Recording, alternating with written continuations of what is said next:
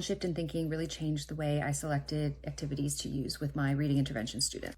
I see a lot of times in the Science of Reading Facebook groups, when someone asks a question about a particular program, a lot of the comment section is full of differing opinions about the program, but I don't really think you're actually looking for somebody's opinion necessarily on a program. You want to know whether or not the program works in engaging your student, works in improving student outcomes. School boards all across Canada and the US have been really burned by boards purchasing programs, reading intervention programs that don't work and that were based in flawed and faulty research. And so while I definitely have opinions on these two programs, let's take a look at what the research actually says about them. Let's compare these two programs. We're going to go to What Works Clearinghouse, which is a digital resource library that focuses on evidence-based education. Way touts themselves as a research-based approach to word study, but unfortunately, after the last decade, I cannot take their word for it. So What Works Clearinghouse says that they are unable to draw any conclusions based on research about the effectiveness or ineffectiveness of Words Their Way on beginning readers. Additional research is needed to determine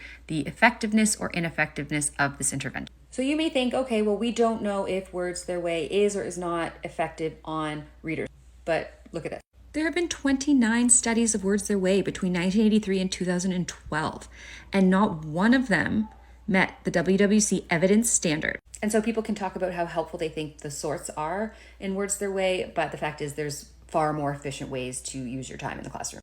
And then for the second program, Word Connections, they submitted a study in 2019 that was reviewed by What Works Clearinghouse, and it was found that the study met WWC standards without reservations, and the program was reported to show promising evidence of effectiveness. The sixth graders coming in have not been taught in a structured literacy approach and according to the Science of Reading. So again, you're going to have a number of kids who are able to memorize a lot of words up to grades 3 and 4, may have hit a wall, and they don't understand exactly how language works.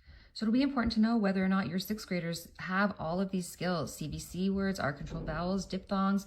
Do they know open and closed syllables? Can they pronounce all and spell all of these suffixes? So I think this scope and sequence will be great to stay on top of what your students can do, also integrating that into the novel studies you're working on in your read aloud.